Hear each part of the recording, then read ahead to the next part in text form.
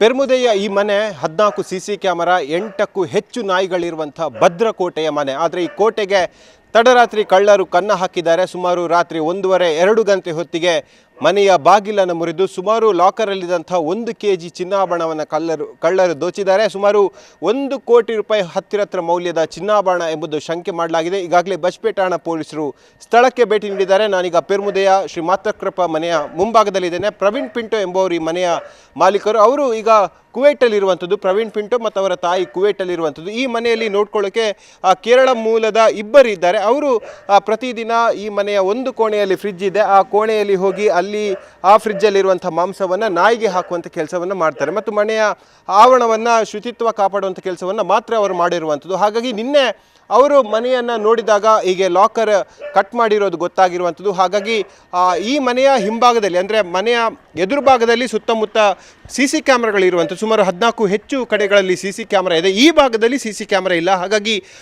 ಈ ಗೋಡೆಗೆ ಹಾಕಿರುವಂಥ ಮೆಶ್ಶನ್ನು ಕಟ್ ಮಾಡಿ ಮನೆಯ ಹಿಂಭಾಗಿನ ಕಿಟಕಿಯ ಮೂಲಕವಾಗಿ ಮನೆಯ ಒಳಭಾಗಕ್ಕೆ ಪ್ರವೇಶ ಮಾಡಿದ್ದಾರೆ ಕಳ್ಳರು. ಈ ನಿಟ್ಟಿನಲ್ಲಿ ಸದ್ಯಕ್ಕೆ ಪೊಲೀಸರು ಬಂದು ತಪಾಸಣೆ ಮಾಡಿದ್ದಾರೆ. ಈಗಾಗಲೇ DCP ACP ಸಹಿತ ಹಿರಿಯ ಅಧಿಕಾರಿಗಳು ಬಂದು ತಪಾಸಣೆ ಮಾಡಿದ್ದಾರೆ.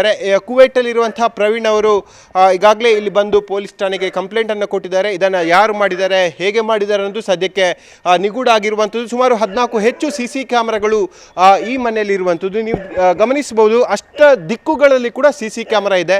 ಲೆಕ್ಕ ಹಾಕಿ ಹೋದರೆ ಸುಮಾರು 14ಕ್ಕೂ ಹೆಚ್ಚು CC ಕ್ಯಾಮ್ರಾಗಳಿವೆ. ಮನೆಯ ಆವರಣಕ್ಕೆ ತಾಗಿಕೊಂಡೆ ಅವರ ಬಿಲ್ಡಿಂಗಲ್ಲೇ ಯೂನಿಯನ್ ಬ್ಯಾಂಕ್ ಕೂಡ ಇರುವಂಥದ್ದು. ಹಾಗಾಗಿ ಬ್ಯಾಂಕ್, ಪೋಸ್ಟ್ ಆಫೀಸ್ ಸುತ್ತಮುತ್ತ ಎಲ್ಲ ಪ್ರದೇಶಗಳಲ್ಲಿ CC ಕ್ಯಾಮ್ರಾಗಳು ಇದ್ದರೂ ಕೂಡ ಕಳ್ಳರು ನಿರ್ದಿಷ್ಟವಾಗಿ ಯಾವ ಭಾಗದಲ್ಲಿ CC ಕ್ಯಾಮ್ರಾ ಇಲ್ಲ ಅದೇ ಭಾಗವನ್ನು ಚೂಸ್ ಮಾಡಿ ಕನ್ನ ಹಾಕಿರುವಂಥದ್ದು. ಹಾಗಾಗಿ ಸ್ಥಳೀಯರಿಗೂ ಕೂಡ ಸಾಕಷ್ಟು ಆತಂಕ ಕೂಡ ಇದೆ. ಯಾಕೆಂದರೆ ರಸ್ತೆ ಮಾರ್ಗದ ಬದಿಯಲ್ಲೇ ಇರುವಂಥ ಈ ಮನೆಗೆ ಇಷ್ಟು ದೊಡ್ಡ ಪ್ರಮಾಣದ ಕಳ್ಳತನ ಆಗಿರುವಂಥದ್ದು ಮತ್ತು ಮನೆಯಲ್ಲಿ ಸುಮಾರು 8ಕ್ಕೂ ಹೆಚ್ಚು ನಾಯಿಗಳಿದ್ದರೂ ಕೂಡ ಕೇವಲ 2 ನಾಯಿಯನ್ನು ಮಾತ್ರ ಬಿಟ್ಟಿರ್ತಾರೆ. ಇದರ ನಿಖರವಾದ ಮಾಹಿತಿಯನ್ನು ತಿಳಿದುಕೊಂಡವರೇ ಈ ಕಳ್ಳತನ ಮಾಡಿರುವಂಥ ಸಾಧ್ಯತೆಗಳು ಇದೆ ಅನ್ನೋದು ಸ್ಥಳೀಯರ ಶಂಕೆ. ಹಾಗಾಗಿ ನಮ್ಮ ಜೊತೆ ಸ್ಥಳೀಯರೊಬ್ಬರು ಇದ್ದಾರೆ, ಅವ್ರ ಜೊತೆ ಮಾತಾಡ್ತೀನಿ. ಪ್ರವೀಣ್ ಅವರ ತಂದೆಯ ಕಾಲದಿಂದ ಕೂಡ ಈ ಮನೆಯ ಒಡನಾಡಿಯಾಗಿದ್ದಂಥವ್ರು ಇವರು.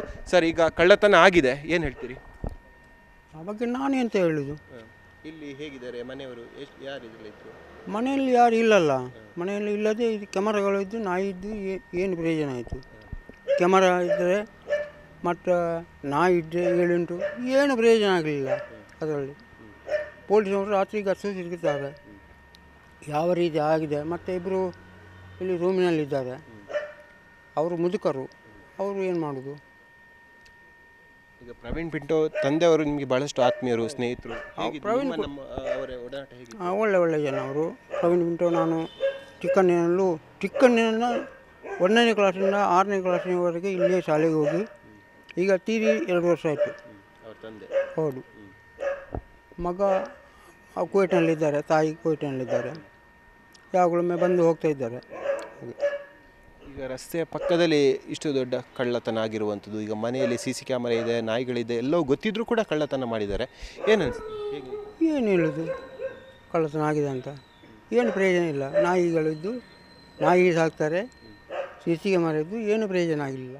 ಒಂದು ಈ ಜಂಕ್ಷನ್ ಏರಿಯಾದಲ್ಲಿ ಕಳ್ಳತನ ಆಗೋದಂದರೆ ಭಾಳ ವಿಚಿತ್ರ.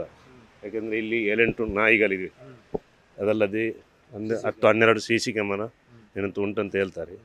ಅದು ಇಷ್ಟು ರೋಡ್ ಸೈಡ್ ಮೈನ್ ರೋಡಲ್ಲಿ ಈ ಥರ ಕಳ್ಳತನ ಆಗಿದೆ ಅಂದರೆ ಅದು ದೊಡ್ಡ ವಿಷಯ.